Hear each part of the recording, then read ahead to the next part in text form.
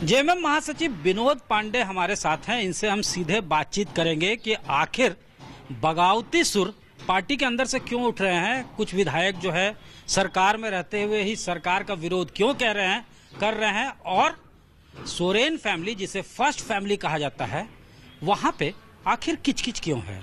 इनसे सीधे बातचीत करते हैं। सर, क्या मामला है कि जेएमएम के अंदर ही बगावती सुर उठ रहा है? कोई ना कोई इशू को लेकर अपने ही सरकार को वो लोग सदन से लेकर सड़क तक घेर रहे हैं। नहीं, इसे बगावती सुर नहीं कहते हैं। देखिए, ये समझ की बात है। जहां तक दोनों विधायकों की बात, जिधर आप इशारा करना चाहते हैं, इससे स्पष्ट है कि उन्होंने विधानसभा के अंदर भी अपनी बातें रखी, अपनी भावनाएं रखी, और जो पार्टी की सोच है, जो पार्टी की भावना है, वो माननीय मुख्यमंत्री ने रखा। और आप देखेंगे कि विधानसभा चुनाव के वक्त जो मैनिफेस्टो जारी किया गया था पार्टी के तरफ से, उस मैनिफेस्टो में पार्टी ने अपनी सोच को स्पष्ट किया था कि हम किस दिशा में सरकार को ले जाएंगे, और जब हमारी सरकार बनेगी तो हम किस तरह से, किन मुद्दों पर इस राज्य के लोगों की अपेक्षा को पूरा करेंगे। और स्पष्ट रूप से हम लोगों ने लिखा था कि उसमें खतियान आधार होगा स्थानीय नीति में, और चाहे वो 32 का खतियान हो, चाहे अंतिम सर्वे हो, ये जो है, ये निर्णय सरकार को लेना है।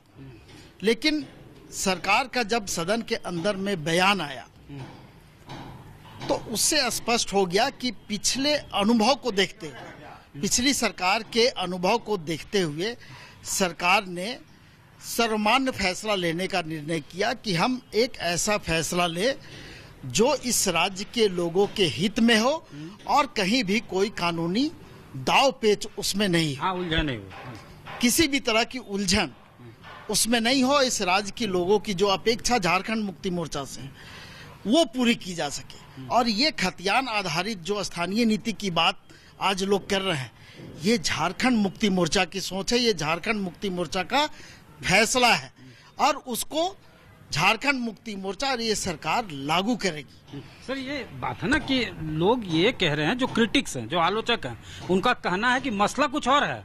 जैसे क्या है कि बहुत सारी बातें हैं कि सरकार सुन नहीं रही है, अब कोई काम लेके कोई गया, सुन नहीं रहे, तो कोई एक इशू रेकअप किया जा रहा है जिसके जरिए सरकार को घेरा जा रहा है। अब जैसे सोरेन फर्स्ट फैमिली के बारे में जो बात की जा रही है, उसमें कहीं ना कहीं है कि दुर्गा सोरेन को भुला दिया गया, या फिर उनको तवज्जो नहीं मिल रहा है। ये सब सारी बातें हैं जिसके वजह से फैमिली में कन्फ्लिक्ट है, और लगता है कि भाई पावर का सेंटर हम क्यों नहीं। नहीं, किसी को भुलाया नहीं गया है।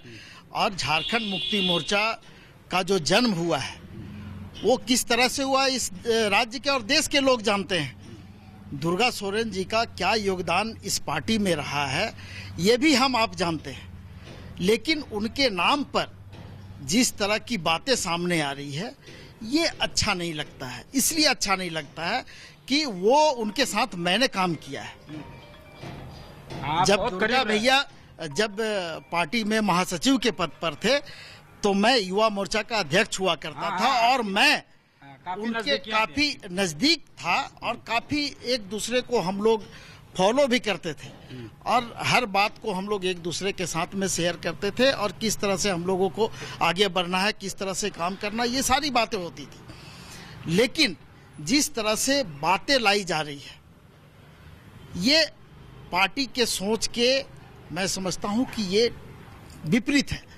आपको कोई भी बात, या हमारे मन में अगर कोई भी बात है, या किसी निर्णय पर हमको आपत्ति है, तो हमको उचित प्लेटफॉर्म पर वो बात रखनी चाहिए, ना कि हम सार्वजनिक जगहों पर, मीडिया में, अखबारों में हम अपनी बात को रखें। अगर आपके मन में कुछ नहीं है, तो आप अपनी बात को उचित प्लेटफॉर्म पर रखें। पार्टी की कार्यकारिणी की बैठक होती है, पार्टी की केंद्रीय समिति की बैठक होती है, पार्टी के विधायक दल की बैठक होती है, और सबसे सर्वसुलभ इस पार्टी के अध्यक्ष और कार्यकारी अध्यक्ष, जिनके पास आप अपनी बात को रख सकते हैं। लेकिन आप उनके पास अपनी बात को नहीं रखते हैं, बैठक में अपनी बात को नहीं रखते हैं, और सार्वजनिक जगह पर अपनी बात को रखते हैं, तो ये कहीं ना कहीं ये पार्टी हित में नहीं माना जाएगा। और इस पे अब पार्टी के अध्यक्ष को निर्णय लेना है, कार्यकारी अध्यक्ष को निर्णय लेना है। जो भी निर्णय होगा जो भी आदेश निर्देश होगा हम लोग उस आदेश और निर्देश का पालन करने वाले लोग। धन्यवाद। विनोद पांडे, साफ तौर से कहना है कि सोरेन फर्स्ट फैमिली का मामला हो या फिर कोई और मामला हो, उचित प्लेटफॉर्म है, घर के अंदर उसे निपटाया जा सकता है, या फिर जेएमएम के जो अलग अलग प्लेटफॉर्म है, पार्टी के जो अलग अलग प्लेटफॉर्म है, उस पर उसको एड्रेस किया जा सकता है, रिजॉल्व किया जा सकता है। बाहर जो बातें आ रही है वो अच्छी बात नहीं है और कहीं ना कहीं पार्टी के इमेज को इफेक्ट भी करता है। ये बीपी सरन जी हमारे साथ हैं, पॉलिटिकल एनालिस्ट हैं और शिक्षाविद हैं, प्रो वीसी रह चुके हैं रांची विश्वविद्यालय के। इनसे हम सीधे बातचीत करते हैं कि सर, आपने यहाँ के राजनीति को करीब से देखा है, शिबू सोरेन को भी आप बेहतर तरीके से जानते हैं, साथ रहे हैं। ये क्या हो रहा है जो झारखंड का फर्स्ट फैमिली है यानी सोरेन फैमिली में, ये इस तरह का रिफ्ट और स्ट्राइफ क्यों देखने को मिल रहा है? और कुछ एमएलएज भी जेएमएम के हैं जो अपनी ही सरकार का विरोध कर रहे हैं। क्या लगता है, आप इसको किस तरह से देखते हैं? देखिए, ये जो है ना, जेएमएम में एक ऐसी पार्टी रही है जिसमें एक आदमी का वर्चस्व रहा। जब शिबू सोरेन थे तो शिबू सोरेन का वर्चस्व था।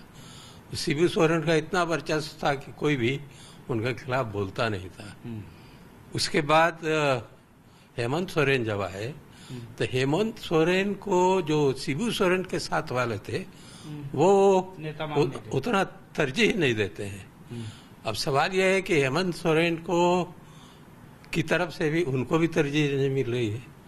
तो लड़ाई केवल इसी बात की है कि इस परिवार में या इस पार्टी में जिन लोगों ने बलिदान किया, जिन लोगों ने बहुत ही काम किया, उन लोगों को तरजीह नहीं मिलना, यही इसका कारण है। अब जैसे दुर्गा सोरेन की वाइफ है सीता सोरेन। दुर्गा सोरेन एक ऐसा आदमी था जो शिबू सोरेन के साथ शुरू से रहा, एक छाया की तरह रहता था। उतना तो ये भी नहीं कर सके हैं हेमंत सोरेन भी नहीं। तो वैसी परिस्थिति में जब उसका दुर्गा सोरेन का डेथ हो गया, इनको एमएलए बनाया गया। और हमको तो लगता है कि चूंकि शिबू सोरेन का प्रेशर होगा इसलिए इनको एमएलए बनाया गया। लेकिन डर इस बात का लोगों को हो जा रहा है, हेमंत सोरेन और उनके लोगों को, कि कहीं ये आ जाएंगी तो हम लोगों का वेट कम नहीं हो जाएगा। इसलिए इन लोगों को दरकिनार करके रखा है। तो बहुत दिन हो गया इन लोगों ने सहा इतना दिन तक कि अब ठीक है, अब हम कुछ नहीं बोलेंगे। मतलब पावर का ही कहीं ना कहीं मामला है। पावर का ही मामला है, पावर का ही मामला है, पावर का मामला है। प्लस ये है कि पार्टी में भी और सरकार में भी, इन दोनों जगह में जिन लोगों को स्थान मिलना चाहिए उन लोगों को स्थान अभी तक नहीं मिल पाया। आप ऐसे इतना तरजीह देते हैं जगन्नाथ महतो को, हाल के दिनों में बहुत ज्यादा आपने दिया, लेकिन उतने तरजीह अगर स्टीफन मरांडी या सीता सोरेन, माना उन लोगों को ऐसा लगता है कि उन लोगों को मिलना चाहिए। हाँ, चूंकि इन लोग पूरा जीवन ही दान दे दिया आंदोलन में, वैसी परिस्थिति में कुछ ना कुछ इनको करना चाहिए था। तो यही वजह है कि इस तरह का खिलाफ देखने को मिल रहा है। जाहिर तौर पे ये जो मामला है वो पावर शेयरिंग का ही मामला है और कहीं ना कहीं सोरेन फैमिली में कोई एक पक्ष इनसिक्योर्ड फील करता है कि उसको जितना तवज्जो मिलना चाहिए था वो नहीं मिल पाया, उसका जो ड्यू शेयर था वो नहीं मिल पाया। और यही वजह है कि सोरेन फैमिली में रिफ्ट देखने को मिल रहा है, पार्टी के अंदर रिफ्ट देखने को मिल रहा है और आपस में कहीं ना कहीं बिकरिंग और इनफाइटिंग है। कैमरामैन राकेश तिवारी के साथ सत्यजीत कुमार, रांची आज तक।